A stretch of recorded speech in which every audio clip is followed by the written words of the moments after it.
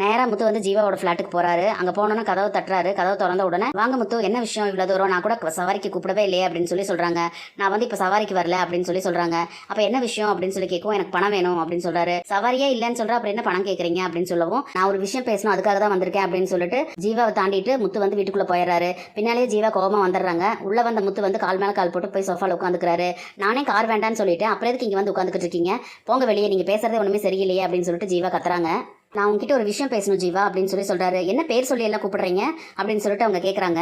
கூப்பிடுறதுக்கு தானே ஜீவா பேர் வச்சிருக்காங்க அப்படின்னு சொல்லி முத்து சொல்றாரு. உங்க ஆக்டிவிட்டி பேச்சு எதுவுமே சரியில்லை அப்படின்னு சொல்லிட்டு அவங்க வான் பண்றாங்க. நீங்க முதல்ல இங்க வெளியே போங்க அப்படின்னு சொல்லி அவங்க கத்தவும், இரு உங்க பேரு ஜீவா கரெக்டா அப்படின்னு சொல்லி கேட்கறாங்க. ஆமா, அதுதான் தெரியுதுல்ல, இப்ப என்ன இருக்கு அப்படின்னு சொல்லி அவங்க கேட்கறாங்க.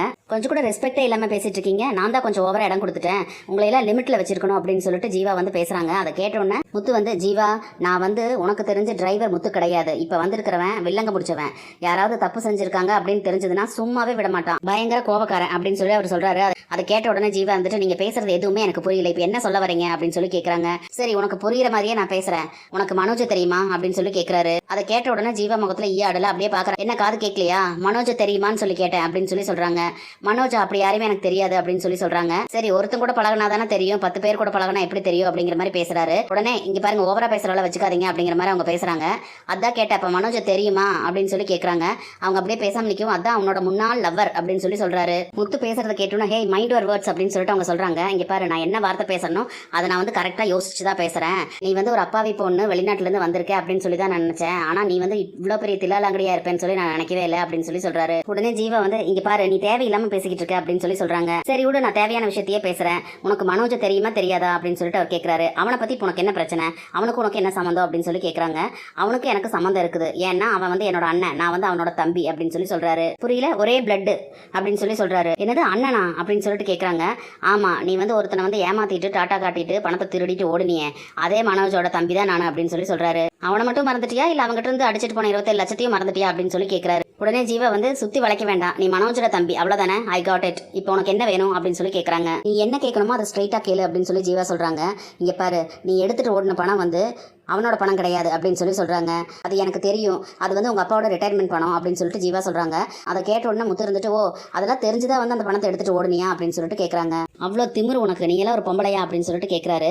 அது ஒன்றும் சும்மா வந்த காசு கிடையாது, எங்க அப்பாவோட 35 வருஷம் உழைப்பு, அது நீ பாட்டுக்கு அசால்ட்டா தூக்கிட்டு ஓடிட்ட அப்படின்னு சொல்லி கேட்கறாரு. அதை ஒன்று நான் உங்க அப்பா கிட்ட இருந்து எடுத்துட்டு ஓடல அப்படின்னு சொல்லி சொல்றாரு. ஆமா, நீ வந்து அதை எடுக்கல, ஆனா அவங்ககிட்ட இருந்து நீ திருடிட்டு ஓடிட்டில அப்படின்னு சொல்லிட்டு முத்து கேட்கறாரு. அவன் பெரிய பெரிய படிப்பெல்லாம் படிச்சிருந்தாலும் அவன் மண்டையில சுத்தமா ஒரு மசாலாவும் கிடையாது, அதனாலதான் வந்து அவன் உன்ன நம்பி ஏமாந்துருக்கான் அப்படின்னு சொல்லிட்டு முத்து சொல்றாரு. உன்னதான் வந்து நாங்க இத்தனை நாளா தேடிக்கிட்டு இருந்தோம், ஆனா இத்தனை நாளா நீங்க என் கார்லயே சுத்திட்டு இருந்திருக்க பாத்தியா, விதி வந்து உன்னை எங்க வந்து நிறுத்தி இருக்கு பாரு என் முன்னாள் அப்படின்னு சொல்லி சொல்றாரு. எங்க அப்பா மாதிரி நல்லவரோட மனசை கஷ்டப்படுத்திட்டு நீ ரொம்ப நாள் சந்தோஷமா வாழ்ந்துடலான்னு பாக்குறியா அப்படின்னு சொல்லிட்டு கேட்கறாரு. அதை கேட்ட உடனே ஜீவா வந்து சிரிச்சுக்கிட்டு இருக்காங்க. ஓ, நீ திருடிட்டு போன பணத்தை கேட்ட உடனே உனக்கு சிரிப்பு வருது, மரியாதையை எடுத்து வச்சிரு, இல்லைன்னா வேற மாதிரி ஆயிரும் அப்படின்னு சொல்லிட்டு முத்து சொல்றாரு. உடனே ஜீவா வந்து, நான் அந்த பணத்தை வந்து எப்பவோ உங்க அண்ணன் கிட்ட கொடுத்துட்டேன் அப்படின்னு சொல்லி சொல்றாங்க. எதுக்கு இப்படி போய் சொல்லிக்கிட்டு இருக்க அப்படின்னு சொல்லி அவர் கேட்கறாரு. நான் எதுக்கு போய் சொல்லணும், நிஜமா தான் சொல்றேன். நான் லாஸ்ட் டைம் இந்தியா வந்தபோதே உங்க அண்ணன் என்ன பார்த்துட்டான், அப்பவே வந்து அவன் என்கிட்ட பிரச்சனை பண்ணிட்டான், போலீஸ் ஸ்டேஷன் வரைக்கும் போய் எல்லாமே செட்டில் பண்ணி நான் கொடுத்துட்டேன். உடனே முத்து இருந்துட்டு, நான் தான் சொன்னேன்ல என் பொண்டாட்டி வந்து பூ கட்டுறான்னு சொல்லிட்டு, அவன் டெய்லி மூலமா பூ கட்டுறத வந்து நான் நிறைய தடவை பார்த்திருக்கேன், அதனால நீ வந்து புதுசா என் காதுல பூ சுத்தாத அப்படின்னு சொல்லி சொல்றாரு. இங்க பாரு, நான் எதுக்கு போய் சொல்லணும், நான் நிஜமா தான் சொல்றேன். நான் வந்து எப்பவோ அவன்கிட்ட பணத்தை கொடுத்துட்டேன். ஏன் அவன் உங்ககிட்ட சொல்லலையா, பணத்தை கொடுக்கலையா வீட்டுல அப்படின்னு சொல்லி கேட்கறாங்க. அப்பா அவன் வீட்டுல யாருக்கிட்டையுமே சொல்லல அந்த விஷயத்த. என்னப்பா அவங்க வீட்டுல யாருக்குமே வந்து அறிவில்லையா அப்படின்னு சொல்லி கேட்கறாங்க. அதை கேட்டோன்னா முத்துக்கு வந்து கோவம் வந்துருது. ஏய், ரொம்ப ஓவரா பேசிக்கிட்டு இருக்காத அப்படின்னு சொல்லி சொல்றாங்க. பணத்தை எப்ப கொடுத்த அப்படின்னு சொல்லிட்டு அவர் கேட்கறாரு. நான் தான் சொன்னேன்ல, போன தடவை நான் வந்த போதே வந்து உங்க அண்ணன் என்ன பார்த்துட்டான், அப்பவே போலீஸ் ஸ்டேஷன் வரைக்கும் போய் பிரச்சனை ஆயிருச்சு, அங்கேயே வந்து பணத்தை கொடுத்துட்டேன், வட்டியோட சேர்த்து 30 லட்சமா கொடுத்துருக்கேன், லீகலாவும் எல்லா ஃபார்மாலிட்டிஸும் முடிச்சுட்டு அதுக்கு விட்னஸ் போட்டதும் நீ தான் அப்படின்னு சொல்லி சொல்றாங்க. நிஜமா தான் சொல்றியா அப்படின்னு சொல்லிட்டு முத்து கேட்கறாரு. ஏன் உனக்கு அது ஞாபகம் இல்லையா, அன்னைக்கு வந்து விட்னஸ் சைன் போட்டதே நீ தான் அதுக்கு அப்படின்னு சொல்லி சொல்றாங்க. முத்து அப்படியே யோசிச்சு பார்த்துட்டு, அப்படின்னா அன்னைக்கு போலீஸ் கான்ஸ்டபிள் வந்து என்னை சைன் போட சொன்னது அப்படின்னு சொல்லி கேட்கறாரு. ஆமா, அது இந்த கேஸுக்கு தான் அப்படின்னு சொல்லி சொல்றாங்க. அப்பவே வந்து ஃபுல் செட்டில்மெண்ட்டையும் நான் பண்ணிட்டேன் அப்படின்னு வேற சொல்றாங்க.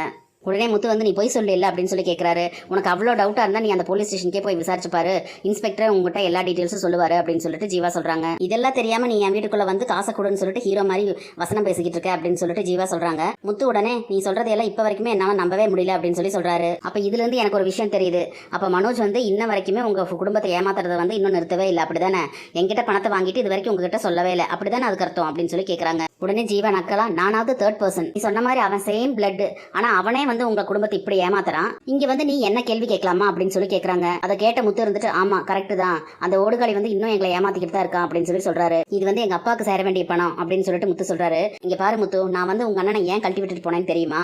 அவன் அப்பா அண்ணன் தம்பி எல்லாத்தையுமே அவன் ஏமாத்திக்கிட்டு இருக்கான். அப்பேற்பட்டவன் என்ன ஏமாத்துறதுக்கு எவ்வளவு நேரம் ஆகும், அதனாலதான் நான் அவனுக்கு முன்னால நான் முந்திக்கிட்டேன் அப்படின்னு சொல்லி சொல்றாங்க.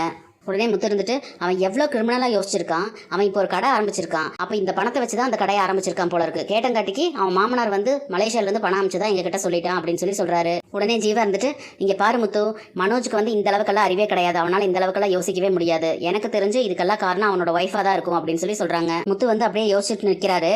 உடனே ஜீவா இருந்துட்டு ஆக்சுவலா அவதான் வந்து என்னைய பார்லருக்கு போகும்போது லாக் பண்ணா அப்படின்னு சொல்லி சொல்றாங்க. என்ன போலீஸ் ஸ்டேஷன் வரைக்கும் இழுத்துட்டு போய் 27 லட்ச ரூபாய்க்கு 3 லட்ச ரூபாய் வட்டியோட சேர்ந்து கொடு அப்படின்னு சொல்லி எங்கிட்ட இருந்து அவ வசூல் பண்ணிட்டா அப்படின்னு சொல்லிட்டு சொல்றாங்க. உங்க அண்ணனை விட அவதான் பயங்கரமான டேஞ்சர் அப்படின்னு சொல்லி ஜீவா சொல்றாங்க.